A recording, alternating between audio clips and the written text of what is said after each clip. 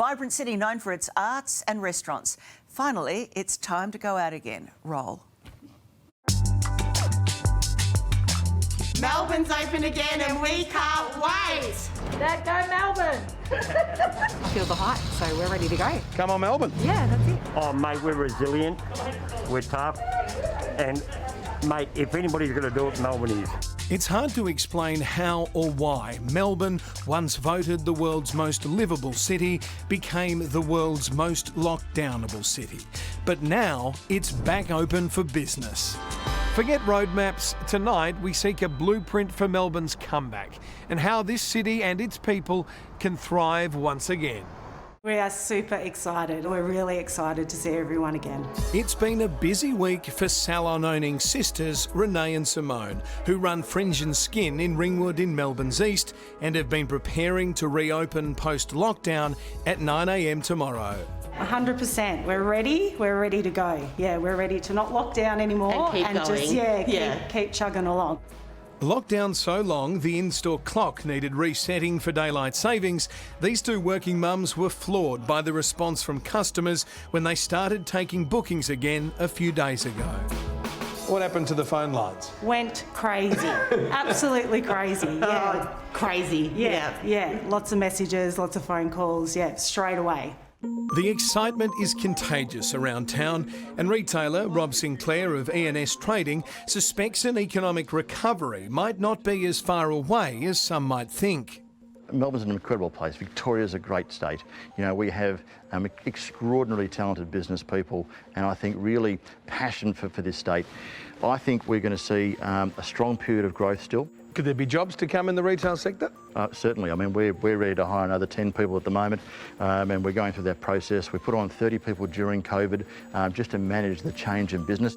Rob's family business runs 9 sites around Melbourne and he's currently polishing and prepping his stores with the hope that these car parks will be full again by the 29th. That's the date retail will reopen if vaccination rates continue to climb. We can't wait. Let the doors open, watch Victorians come in, let's support our hospitality, support tourism and support retail and watch us go.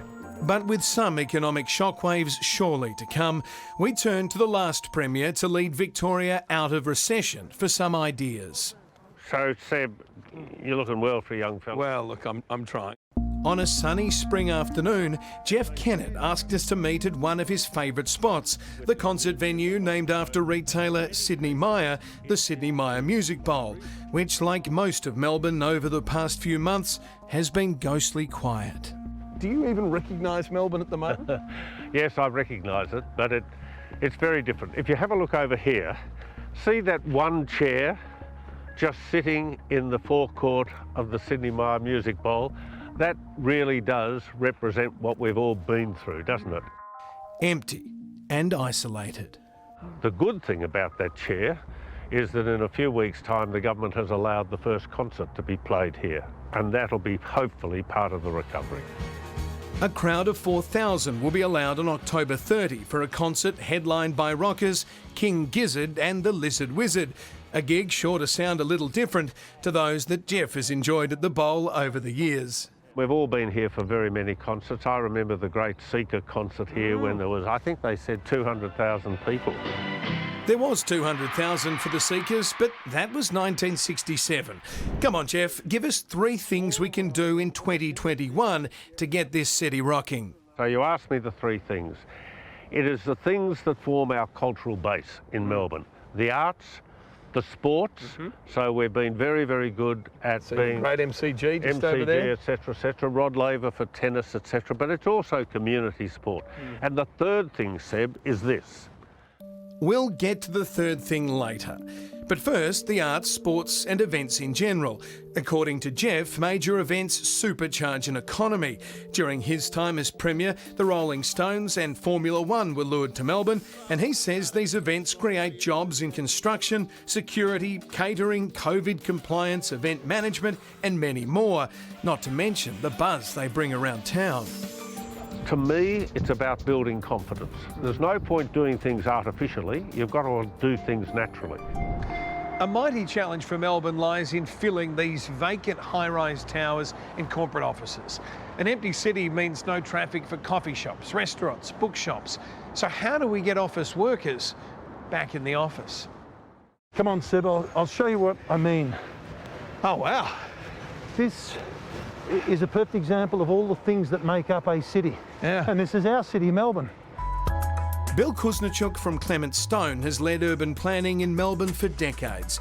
And Bill says the first step to luring back workers is to go back to basics. You've got to make sure the city's clean.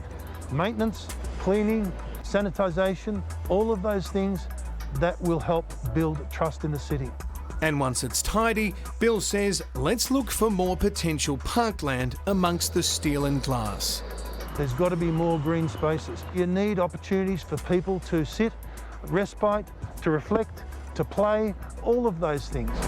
Which is not far off the third prong of Jeff's plan, that being that Victoria spruces up its parks and public spaces to lure that returning tourist dollar to the place once known as the Garden State. Our tourists love our gardens. They like the open space. They like the fact that you can walk around the gardens and you can actually find a seat to sit in. That's the blueprint for a citywide comeback. But is Melbourne coming from too far behind for it to work? Heads have dropped, spirits have wavered. But do you believe in the people of Melbourne to get back on their feet? Oh, absolutely. The good thing about the people of Melbourne, the people of Victoria, they're much brighter than governments of the day. It's always said a journey starts with a single step, and maybe this comeback could symbolically begin with that empty chair, a certain ex-premier all too happy to fill it, and signal a new chapter in Melbourne's story. The greatest gift we have, and every Victorian has, is waking up every morning. And if we wake up, even though we're going to face some enormous challenges, I have no doubt we will overcome. Bring on midnight. Live it up, Melbourne.